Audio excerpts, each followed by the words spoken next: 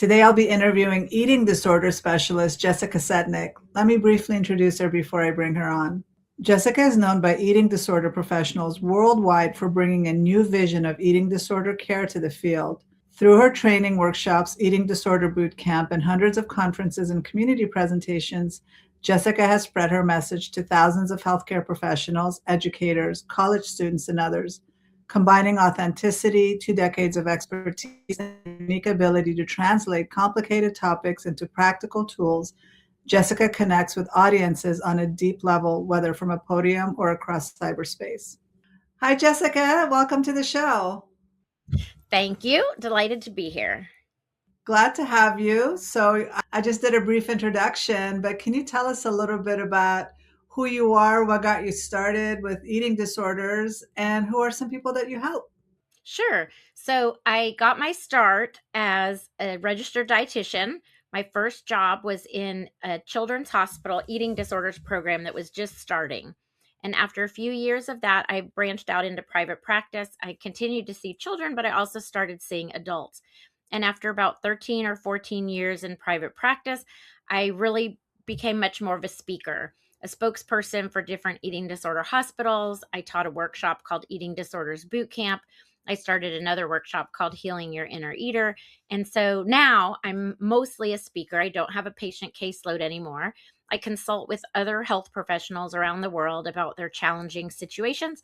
And I teach hope mostly primary care professionals about how to do a better job caring for individuals in their care with eating disorders. It's such an interesting topic and an important one, and that kids, I mean, kids and adults, it's like we're so confused about what to eat. That's one of the issues, right? Like we don't know what to eat anymore. There's so much conflicting information. But what are some other reasons that the kids that you work with or even the adults could develop eating disorders? And what are some of the different types of eating disorders that you've or discovered or come across? Yeah. So the way I think about it is anyone who eats can have problems eating. And so I actually shy away from the terminology eating disorders because I think people have in their mind a very specific image of who gets eating disorders, who has eating disorders, what a person with an eating disorder looks like. So I focus on problem eating behaviors. And I think there's a different path for each person. But if we look at the major causes of what causes eating problems, number one is biological issues, whether that is anxiety, depression, whether it's a concussion. There's all kinds of things that can cause eating problems. And then you also have all the biological issues that cause someone to need a special diet. So, celiac disease, Crohn's disease, allergies, those kind of things. Anytime you have eating plus stress about eating, that can cause an eating problem. There's also addiction related eating problems.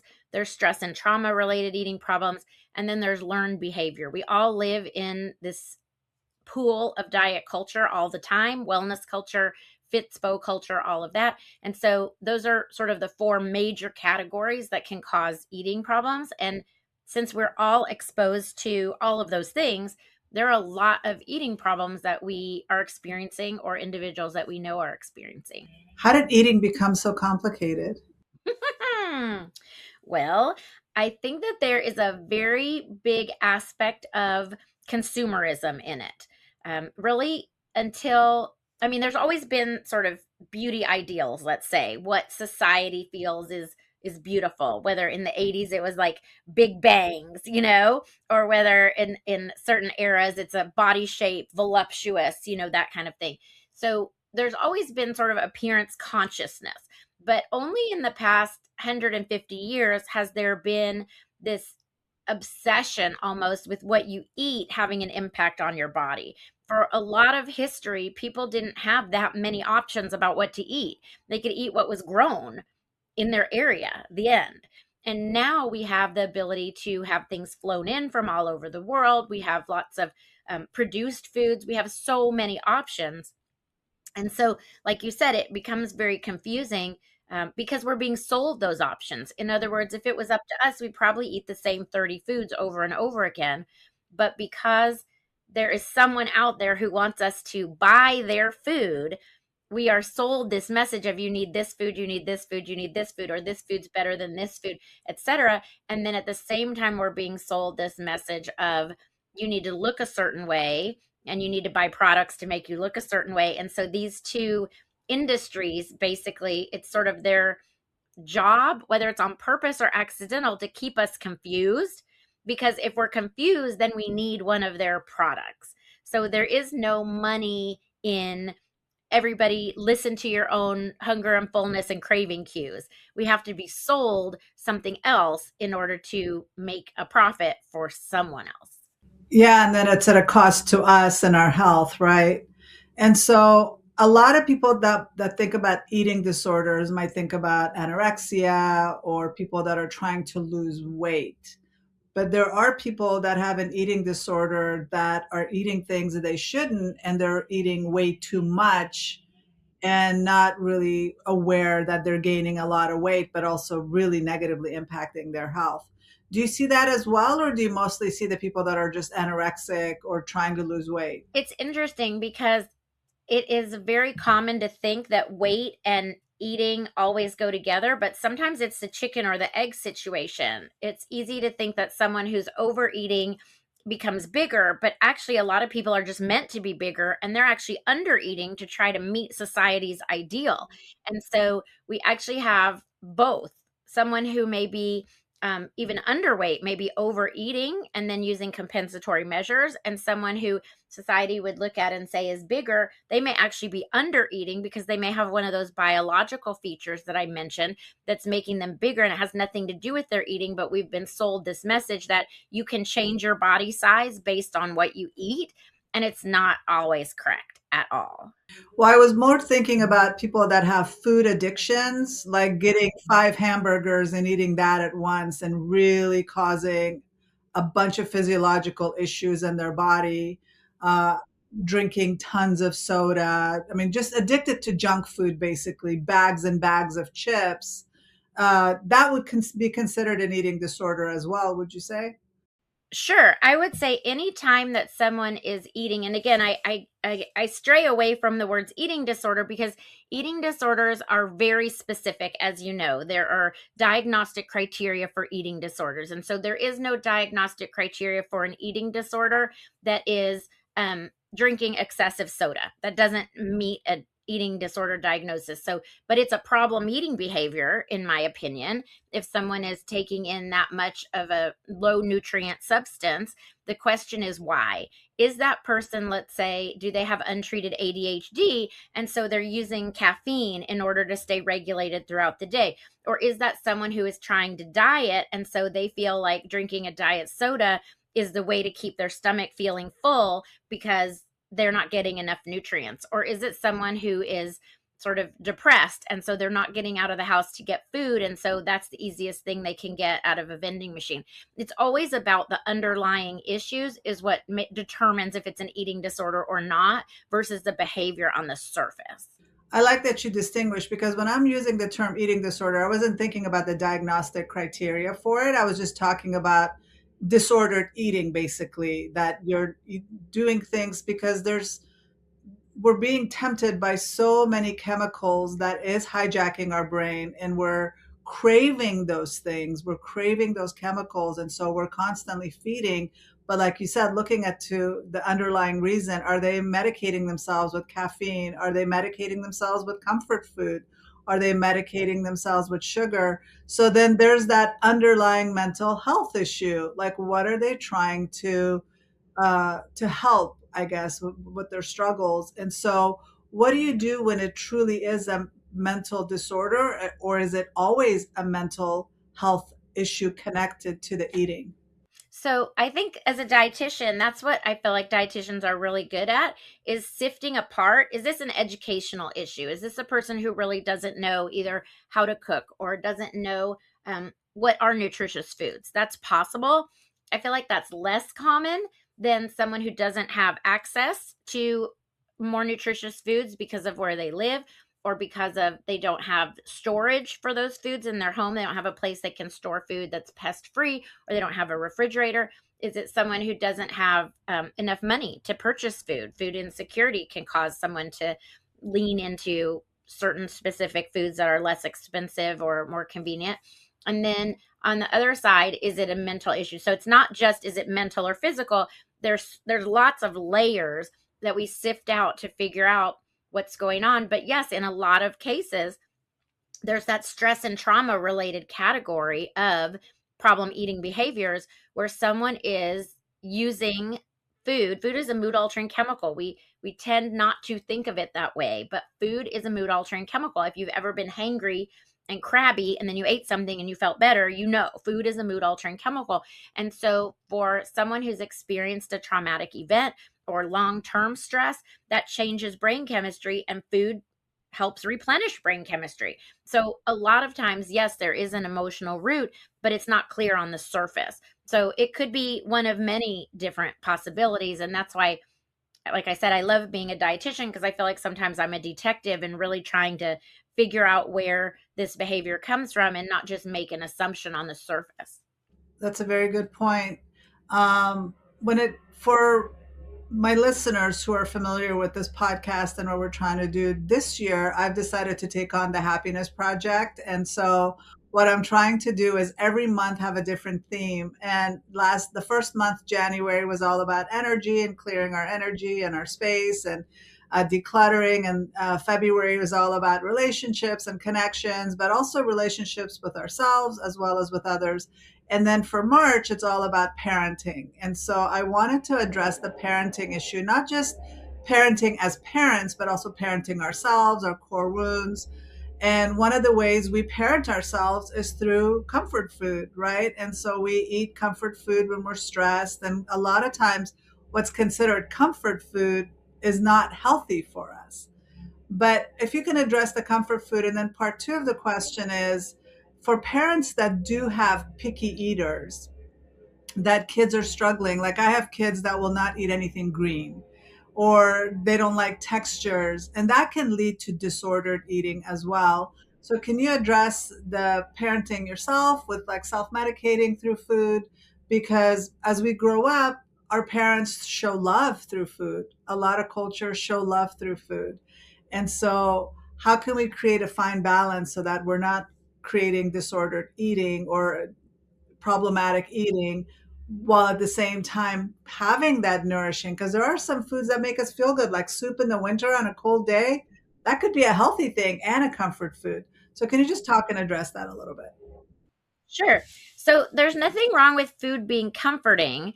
The problem is when the only way someone has to comfort themselves is through food. So having, let's say, Girl Scout cookies in the springtime right now, because Girl Scout cookies are delicious and make you think of being a kid or something like that. There's nothing wrong with that. The problem is if I'm eating Girl Scout cookies because my life stinks now and I want to eat things that remind me of being a kid, and so, how many Girl Scout cookies can you eat before you feel better about your life? Right? The Girl Scout cookies are not going to solve that. And so, the problem is if someone's turning to comfort food for something that food cannot solve. And that's when people overdo it. That's when people feel guilty and regretful. And that's when we would consider that to be disordered eating or problem eating, dysfunctional eating. And the same thing can actually go for not eating. Some people feel that brain chemistry comfort when they don't eat. And so not eating can be a comfort for some people. And so the goal is to have other ways to comfort yourself. And that's really what we have to focus on, because someone who says, well, I overdo Girl Scout cookies every year, so I'm just never going to buy any Girl Scout cookies anymore. That's okay. That's a choice. You won't eat Girl Scout cookies, I guess, if you don't buy any. But then what are you doing for comfort? How are you comforting yourself from the stress in life? And so if someone can actually find the things that are more comforting, whether that is resolving an issue, whether it's therapy to look at something from their past, whether it's getting out in nature, whether it's yoga, whatever it is that is actually comforting, getting a hug from a loved one, it's the choice to actually get comforted by something that is genuinely comforting instead of the very temporary comfort from food. That really is the goal. That makes it a long-term change. And what we tend to do instead is just sort of white knuckle it through Girl Scout cookie season and say, I won't buy any Girl Scout cookies. And then we just turn to a different food for comfort instead of actually going to the root of what the issue is.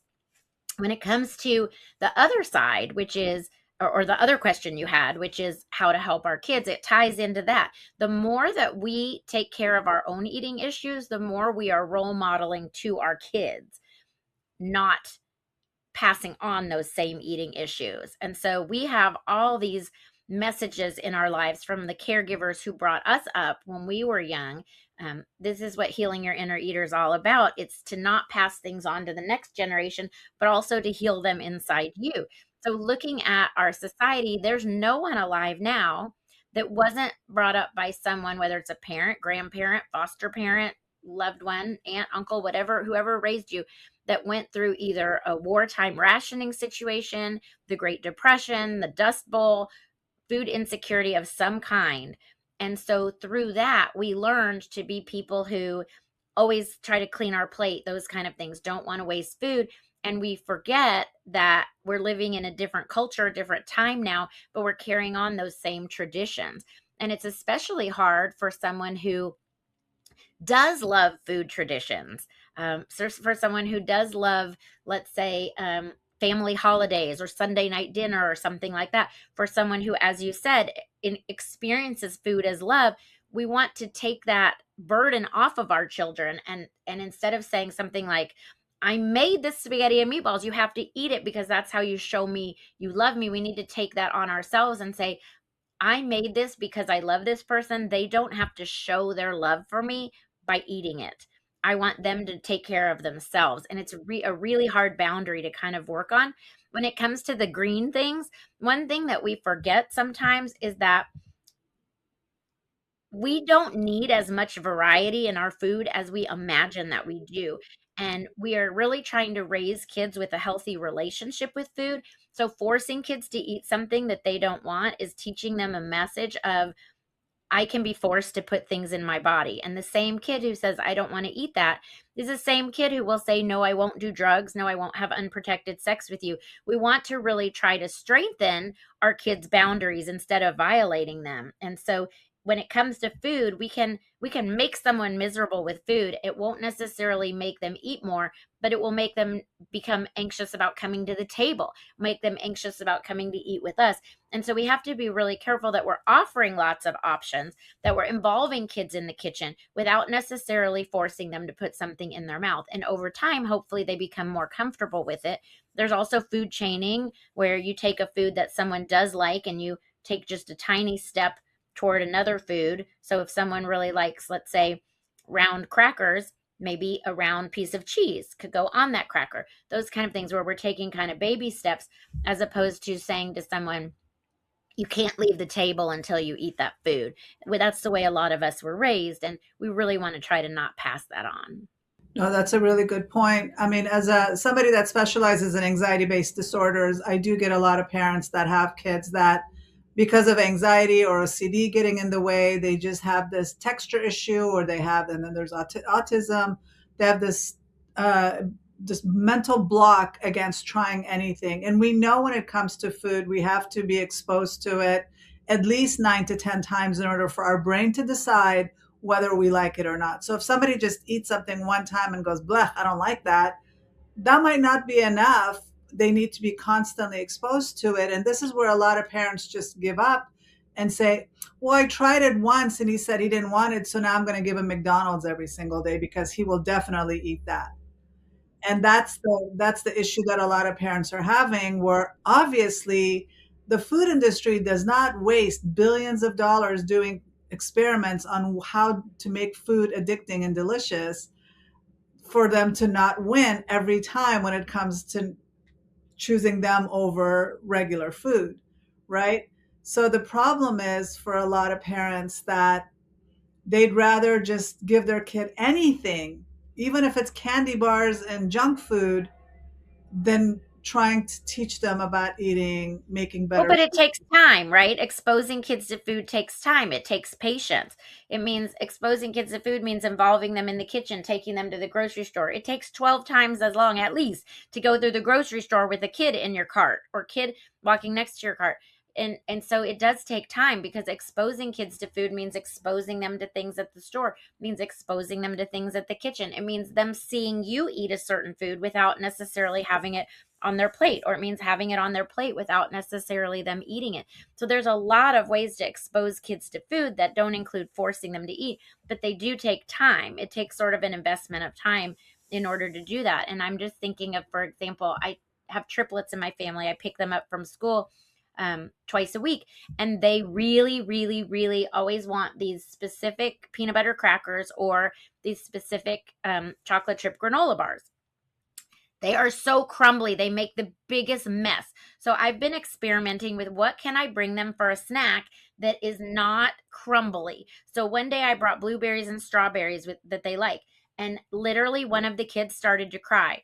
This isn't what I wanted you to bring. And I said, okay, well, we're going to be home soon. And as soon as we're home, you can have as crumbly of a snack as you want. But I was practicing, right? The next time I brought hard boiled eggs with the yolk out because they don't like the yolk. So the white of a hard boiled egg is very hard to make a mess with in a car seat. And so I gave him hard boiled eggs. I didn't just default back to the crumbly stuff. I went to what is the next sort of unprocessed food that I could provide. Well, you know what? Last week on Wednesday, you'll never believe it. The kids came in the car. There's three triplets. One had an apple, one had a pear. I guess their teachers maybe gave it to them. The one who had no fruit was so sad. She wanted them to share with her an apple, a pear. Well, guess what I had brought for a snack? Blueberries. She was so excited. So here are these kids over the course of a couple weeks. We've gone from completely processed snacks to eating fruits and hard-boiled eggs as a snack in the car. And yes, it warms my dietitian heart to have these foods, but it did take more effort. It took more practicing. And today my goal is to bring apples for all of them. It takes a lot of thought to do this transition, but I think it's totally worth it. But that's the problem. A lot of parents complain, I don't have time. I don't have time, and it's a lot easier for me to just go to the drive-through and get them junk food because then they'll be happy and they'll be quiet. And that's how, and they end up getting addicted to the junk food. Like for me growing up, my mom, to this day, I haven't gone out of my way to buy a donut because my mom would not let us have donuts. We would have maybe McDonald's ice cream cones once a year. I mean, you would think, oh my God, what a horrible, cruel mom. But thank God she did that because we didn't develop a taste for it. It was a treat and only a treat. Well, and that worked out for you. There's some other situations where that same situation of what your mom was doing would have led someone to be eating donuts under the bed, right? And every time they go to someone else's house, sneaking donuts. So it worked out for you, but we all have different reactions. But for very little kids, they only get what you give them. That's absolutely right. Yes. They don't go out of their way to get. They don't have a credit card. They don't go to the grocery store. That's right. But one thing that I think really helped me as a child is I grew up with a garden. I grew up with eating right from the garden, my cucumbers, my tomatoes. And so I had that baseline where a lot of kids today don't even know what a lot of these vegetables are. And so it ends up, they grow up always eating junk food. And then do you see a lot of them struggling mentally because of, they say if you eat junk food, you have junky thoughts. Do you see the connection with, as a dietitian, nutritionist, do you notice that there is a connection with what these kids are eating and then how they're behaving? Because I was also a school psychologist for many years. And at that time, I didn't know about the connection between the food and mood connection. But now, if I had to go back and look at these kids, I would look at them differently and I would try and focus on changing their diet and helping the parents and educating them. So, do you help the parents with this transition to helping their kids eat better and then making them feel empowered? Because a lot of them do feel like, I don't have time. I don't have the training. I don't have the patience. I have too many kids screaming and I have too much on my plate. What can I do? So, how do you help people like that? Yeah, yeah, but it's a society issue that we really don't prioritize childcare, the health of our child. We don't prioritize people making enough money for a living wage so that they don't have to have more than one job. People are overwhelmed and overworked, absolutely. And so I think what we end up doing is it's a lot of the after school programs and things where, and sometimes in school programs where as a dietitian, I go and I bring paper bags with every single one has a different fruit and vegetable in it. And what we do is everyone gets a paper bag, they close their eyes and reach in and feel it and try to figure out what it is and then hold it up so everybody else can see what it is and they guess what it is and then they open their eyes to see what it is. And then afterwards, we cut up all the fruits and vegetables and everybody gets to try something that they want. And I love starting with the kids, and then they can go home to their parent and say, I had this thing at school today called jicama, or I had this. I never used to like pears, but now I had a pear at school. I think I might like them again. When it starts with the kids, sometimes that's the best way to make a change because the parents are overwhelmed. But a kid bringing in, like, this was a new thing I had, or this was something fun, maybe they can spot it when they go to the grocery store next, or they can ask their parent to add it to the shopping list. And very slowly but surely, we can add in more things because I do think that focusing on what we add in is more important than focusing on what we take out. The more that you add in nutritious foods, the more that other things may fall out. But if you just say we're not going to have XYZ anymore, well, what are you going to eat? It's much harder to take something out if you don't have other things replacing it. If you just say we're not going to stop at fast food on the way to soccer, then you're going to have nothing on the way to soccer. You have to consciously come up with something in your mind to do as an alternative. Yeah, just having this conversation with you and you talking about, how somebody could rebel against the healthy family routines and then sneak in food and eat junk food or get their needs met some other way. It just shows how difficult and multi-layered this issue is and why it's such a huge problem. And I don't blame the parents at all for being overwhelmed because they're also just as confused with all the conflicting information about what to feed their kids, what not to feed their kids. And then for me, I know that with my own OCD brain, there came a point that I couldn't eat a lot of things because of all the negative things I heard about it. But this one's sprayed with so many pesticides, and this one has so many chemicals to the point that I felt like I don't know what to eat anymore. I have a very um let's see, I call it sticky.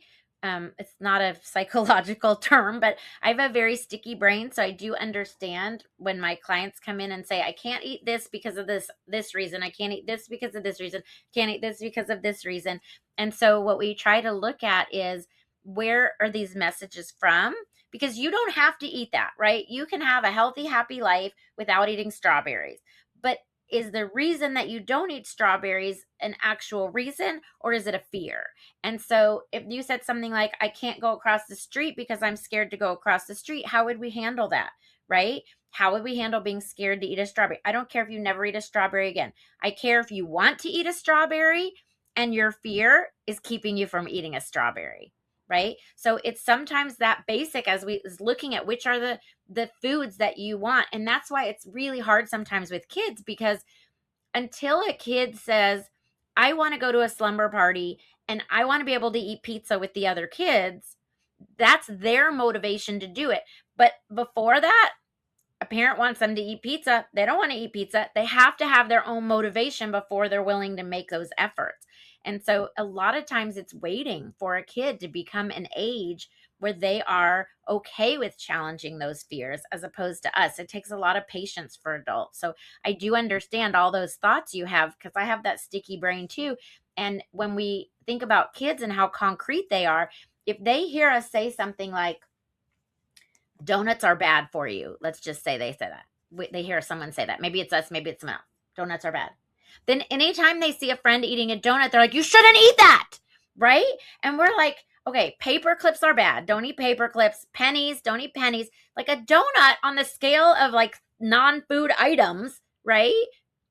It but we use those words and say it's bad for you, and to a child that has a very concrete meaning, so they can be very sticky too. And so we really want to be careful what words we use around kids. I think sometimes that having grown up as a pediatric dietitian actually made me a better communicator with adults because I try to be very specific about what I say. And then the kids become the donut police, and you don't want them to be the donut police, because it does raise their anxiety that there's somebody's eating something that they're not. And I like that you connected it to fear, and that's what it is with a lot of the kids that I work with that have anxiety and an OCD brain. They become afraid of certain foods, like they're afraid to eat an avocado because it's green. I remember hearing somebody being afraid of a banana because they didn't like those three dots in the middle of a banana. So those are phobias that are very irrational, and you don't want them. And like you said, I don't care if you ever eat a banana, but there's no need rationally to be afraid of a banana. You can look at a banana and be like, that's not for me. But when you're fueled by fear, that's what we want to work on.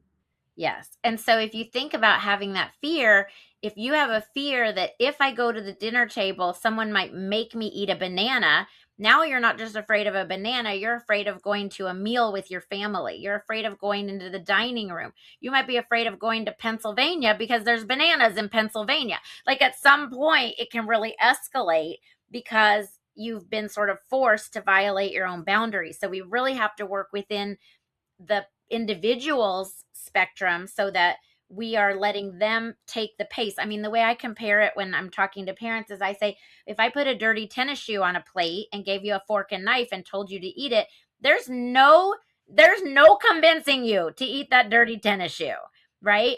That banana on that plate looks like a dirty tennis shoe to your child. I'm not saying that makes sense, okay? But I'm saying that's how they feel right now. So if we can get your kid nourished with other things that are not a dirty tennis shoe, we're not going to worry about the dirty tennis shoe right now. So tell me the things that your child does eat so we can make sure those things are always on the table. And then when your child says, I would like to try something new, there is a freedom. And I even suggest having a chart. So it's like a scientist, right? You're writing down, like, what does it look like? What does it smell like? What does it feel like in my mouth? What does it taste like? Would I eat this again? And giving them a paper bag, not at a mealtime. Do not try new foods at mealtimes.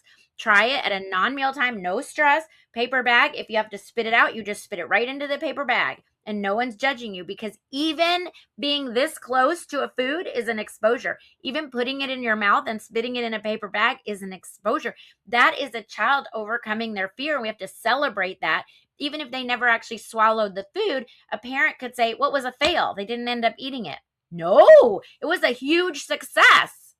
I like that, and I like your paper bag concept of feeling the foods, and when they were trying to figure out, identify what food it is, and then cutting up all the fruits. That was a really good one, and then this one is really good. It's true.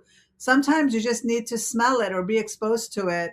I always ask people, like even my niece, and she's very picky. I'm like, okay, just have one bite. You don't have to eat it. Just have one bite, and if you don't like it, that's okay. But I just want you to at least try it.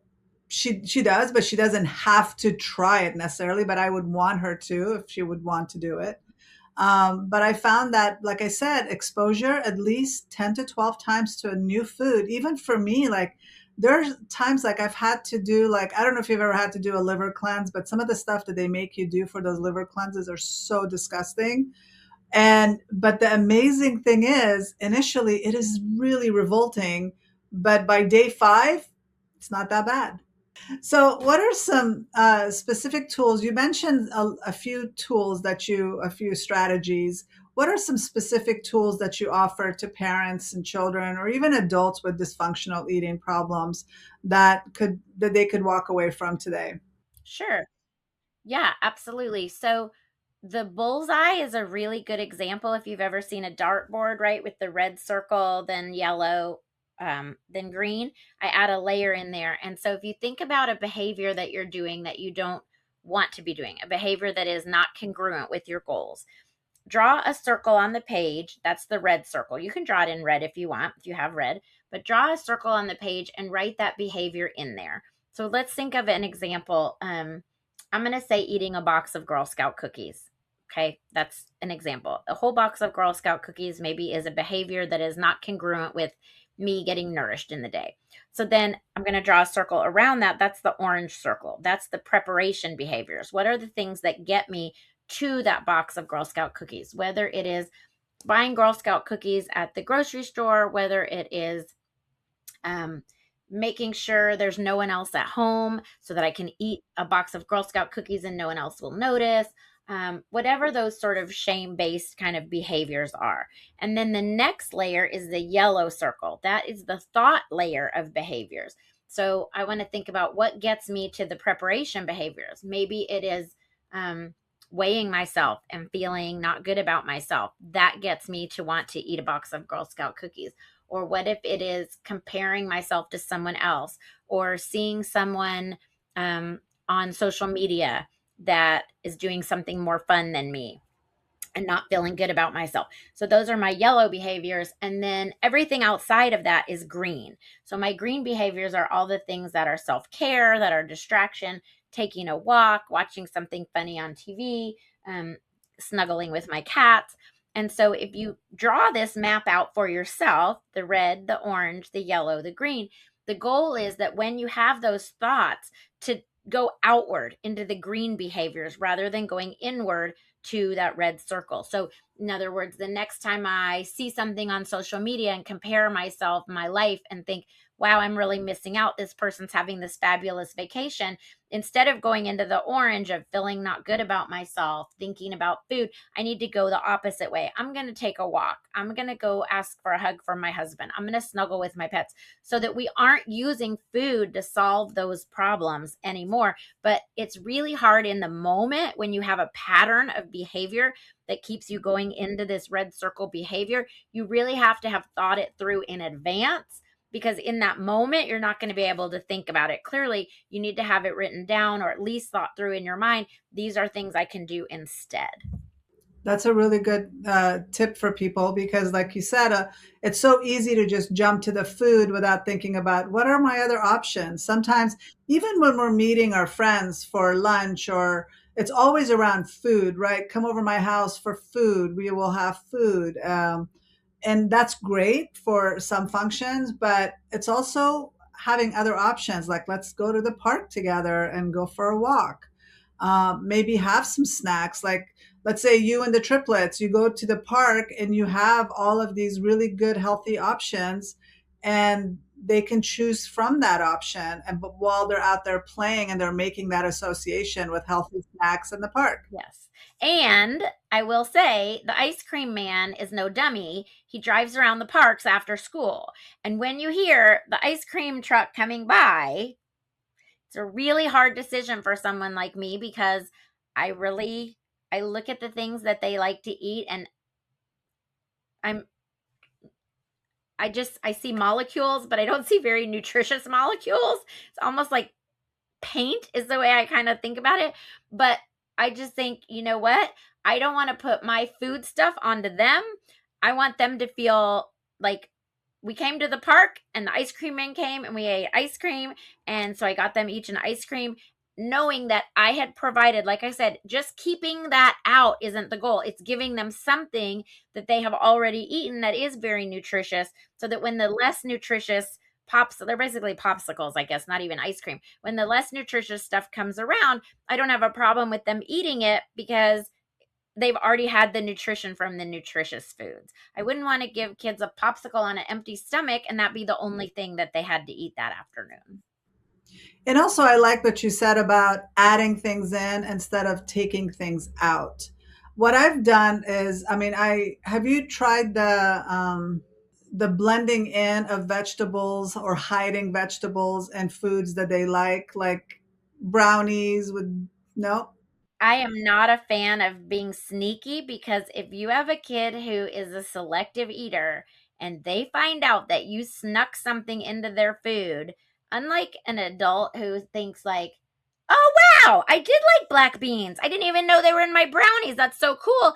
A child is going to think, "Oh my god, what are you sneaking into this? What are you sneaking into that?" Now they don't want to eat anything and you're like you're swearing to them like there's no cauliflower in your potatoes. They're like, you put cauliflower in my potatoes that one time. I'm not doing it again. And so you've actually made things worse. So I am not a fan of. No, I can see how that can create a distrust with the child. For But you could do it and you could say, listen, I did something different today. I put black beans in the brownies or I put cauliflower in the mashed potatoes. I'm curious if anyone can tell a difference or Is it good? Like, you can think of it as an experiment, and in an experiment you can always do. So it's not having cauliflower in the mashed potatoes that's a problem.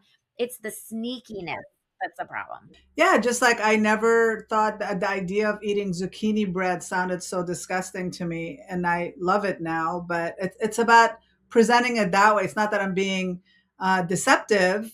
This is just a different way of eating. Um, Yeah, no one says, here, have a cupcake, and it's really zucchini bread. right. Another thing that I've done is I've started making things at home. I have an ice cream maker that I make really delicious vanilla ice cream, and they can add toppings, different chocolate toppings, sprinkles, whatever. But it's a lot simpler ingredients without all the preservatives. And I just buying an ice cream maker. Now they have these really great soft serve makers that you can make in a cone, and they can act, it looks like, I mean, it tastes like, I mean, it is ice cream basically. It doesn't have all the preservatives and additives in it. So there are other options for people that do want to take that on. But again, the whole issue becomes is who has time to do that, and are they willing to go above and beyond? My only issue that comes up with a lot of parents that I work with is, well, he won't eat anything else, so I have to give him junk food. But I also know for a fact that kids will not starve. They will not starve themselves. They do have a survival mechanism. And a lot of them, maybe the first time they won't, but they teach us how to treat them. Like for me, I wish that my mom wouldn't make us multiple different dinners for each one of us, because that taught us that, well, I'm not going to eat that. So then you have to make me a special meal. Where in the past, that wasn't an option. Mom made one meal and we all ate it or we didn't eat it. I do feel like, though, we have to keep in mind that when a child has neurodivergence or an eating dysfunction, they might starve. And that's where we have to be really careful and not say, um, I'm not making food. I'm making whatever I make and you either eat it or you starve, is really not the way I would phrase it. It would be more like there's at least one thing on the table that a child does like. If it's the bread rolls, that's okay, but I wouldn't put nothing on the table that the child likes, because then again they're experiencing that negative association with a meal. Well, in the past, when our grandmothers would make meals, it wasn't just one thing we would have. There'd be a salad, there'd be bread, there'd be other things. So it's like you choose, but the grandmother wouldn't make a specific meal. No, for each person. No, I agree with that. I agree with that. You just have to put the thought into it in advance of when you're planning your meal. The problem is, of course, when people don't plan, and a lot of people don't have time to plan, and then they just pick one thing and someone says they don't want it. If they're old enough, it's always okay to have a backup food. Like, if they're old enough, you can say, if you don't want what we're having for dinner, you can make a peanut butter and jelly sandwich. Or if you don't want what we're having for dinner, you can make your own, Kraft macaroni and cheese or whatever cup, if that's what you want. You can have a backup something. But I think that the ideal is to always have something. I'm thinking of when my kids were growing up and they were very selective, and sometimes the only fruit that they would eat was strawberries or oranges, and I just made sure one of those was on the table every time. And my husband would say, "Really? Orange doesn't go with blah blah blah, whatever we were eating." And I was like, "It's not for you. Like, don't worry about it. If you don't want to eat an orange, don't eat an orange." I want these kids to always have one of the fruits that they like on the table, so that they're getting in a fruit at every meal. And if it, it doesn't have to have anything to do with you, but I always wanted them to have those things that they did like. And that way they felt safe at a meal. And if we went to a restaurant, I taught my kids, if they have any kind of pasta with any sauce on it, that means they can make you a plate of plain pasta with butter on it. And I taught them how to manage their specific situations so that they would not feel scared to go to a restaurant. Because that was my worry, is if you're scared to go to a restaurant, now you're really missing out on a lot of social functions.